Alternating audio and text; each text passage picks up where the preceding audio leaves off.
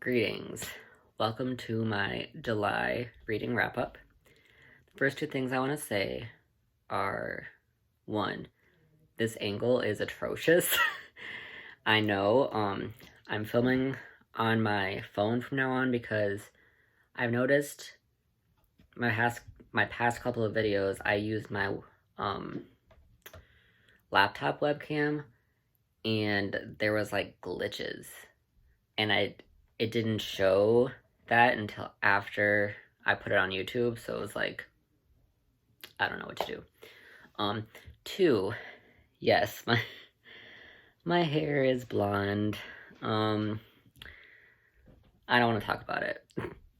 I'm redoing my hair next weekend, so next weekend it will be pink of some sort. Okay, so first, before I get into the books that I read in July, I want to briefly mention the books that I'm reading right now. So I'm reading Fried Green Tomatoes at the Whistle Stop Cafe by Fanny Flagg. My heart, man, I'm telling you, I only have a little bit left. It's so good. Like, I can safely say that this is probably my new favorite book of all time. I just love it so much. And then I'm reading Into the Water by Paula Hawkins. I'm barely even into this. Like, it's got almost 500 pages because it's not exactly a mass market paperback because it's a bit longer. Like, mass market ones are like a little bit shorter, but it's the width of it. So like, yeah, the words are relatively small, but I like it so far, I think. But I'm so barely into it that I don't really have much of an opinion. So in the month of July, I finished 2 books and I DNF'd 1. And then, I swear to God, I burp in every single one of my videos. Okay, I also decided that I'm no longer interested in reading a book, so I will mention that one as well. So let me just look at my notes here. Okay, when it comes to genres, I read 1 literary fiction, 1 young adult low fantasy, and then 1 memoir. And the memoir was an audiobook.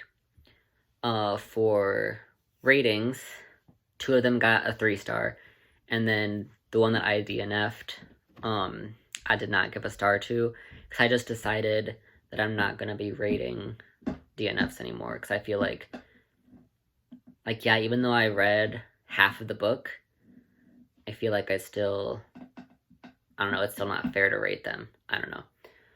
And that came out to about 705 pages.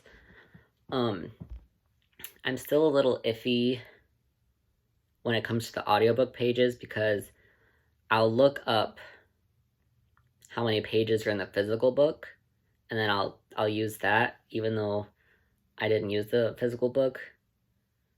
I don't know. I don't know if that's cheating or like cheating at what, I don't know. Alright, so the first book is my DNF and it is Lolita by Vladimir Nabokov. I don't know if I even really want to talk about this. No, I wanted to read it because it's a book like everyone reads and like everyone needs to read and it's so beautiful. But it was just freaking annoying. I got 50% through it. But I barely understood what was going on because the narrator was like, I understand why people think that the writing is beautiful, but I think it was pompous. It was like tons of big, like, educated words that were not necessary. and like describing things way too in detail and just using such abstract words that I was like, I couldn't even picture what was happening in my head. I'm like, what does this even mean? Also, something that no one ever has mentioned in any review that I've seen of Lolita is that there's a bunch of French in it. Like, the main character, it's not like whole pages are in French, but like every single page has like French sayings and French words like thrown in there, and it took me out of the story because I was like, I don't know what that's supposed to mean. They don't tell me what it means, and I'm not gonna look it up. Like, that's no. So, for those of you who don't know, Lolita is about a middle-aged man who falls in love with a 12-year-old. And yeah. Like, I didn't feel the need to finish this because I've seen I've seen different scenes from the movie, and like I know the basic story, so like I already know how it ends and everything. And it was like I felt like after half of the book I got the picture. Like I felt like it was just gonna be more of the same. I was like, no. So yeah, I gave it a 3 stars because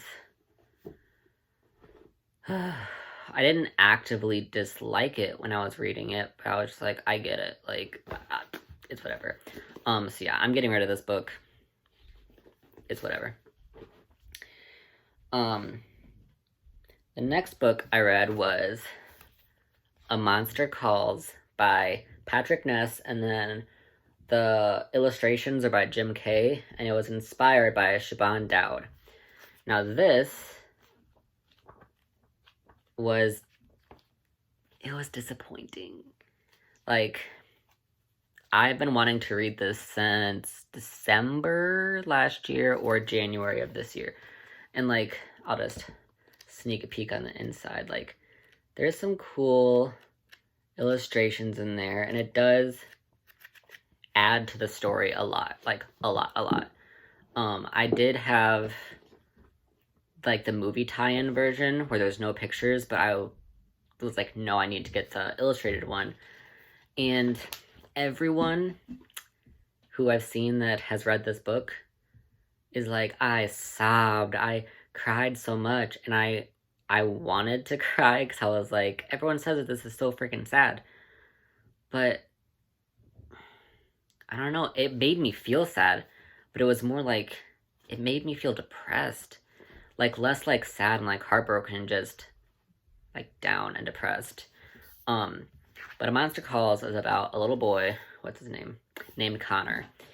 And he has a nightmare every single night.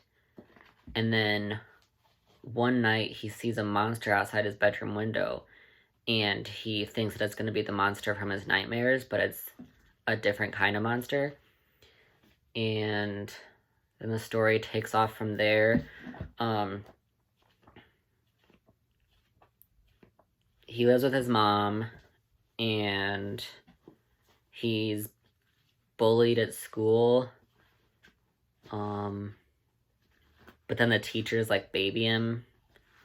So I don't want to give any spoilers away of like why he's bullied or why the teachers baby him. But yeah, I liked it, but I really wanted to love it. So I almost considered keeping it, even though I gave it... I just realized that I said that I gave Lolita 3 stars, but I DNF'd it, so I gave it nothing. I gave this 3 stars. And I thought I was going to keep it, but there's just no point. Like, I only have one shelf on my bookshelf, at least right now, to like keep read books, and it's already like half full. So I don't want to keep books that I didn't love, you know. But yeah, I think someone else will really like it, but it was disappointing. And then the third book I finished was Food, A Love Story by Jim Gaffigan. That was his second memoir. And since it was audiobook, I don't have the physical copy. And I have very limited editing skills, so I'm just gonna like cut out for a second and then come back in. So like I'll show the picture and then I'll come back to the video because I can't like insert it here because I don't know. So yeah.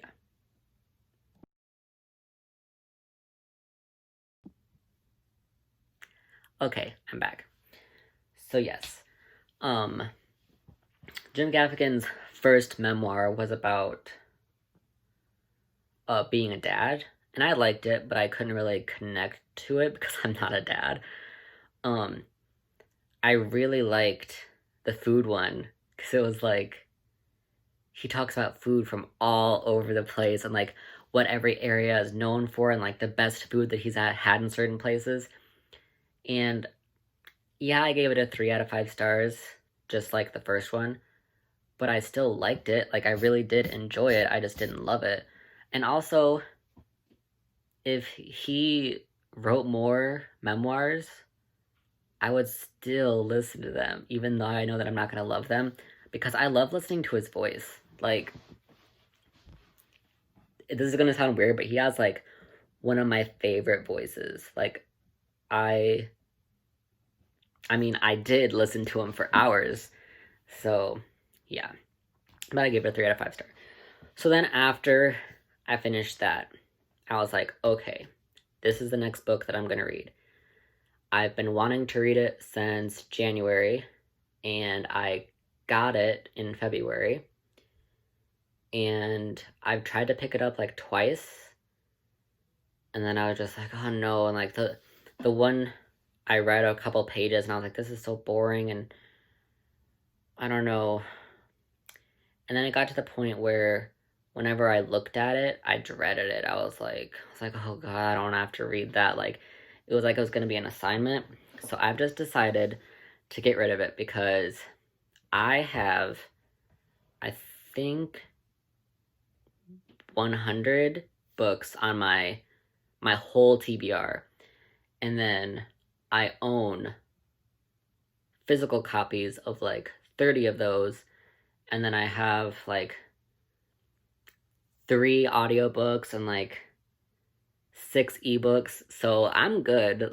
Like, I have plenty to read. So that is In Cold Blood by Truman Capote. It is a true crime novel. I guess it's considered nonfiction. And I really love true crime, but I've come to the realization that I would rather watch a video or like a documentary or something than read a book about true crime. I like hearing someone talk about it rather than reading it. So I'm gonna get rid of this book, but it is pretty popular, or at least it was at the beginning of the year and like previous years, so someone will like this. So yeah, that is my reading wrap up. With the rate that I'm reading right now, I'm thinking my August wrap-up is probably going to have at least 3 books in it. So yeah, I do go back to work tomorrow. So I don't know if that will, well, it will probably make a big difference in how much I can read. So yeah.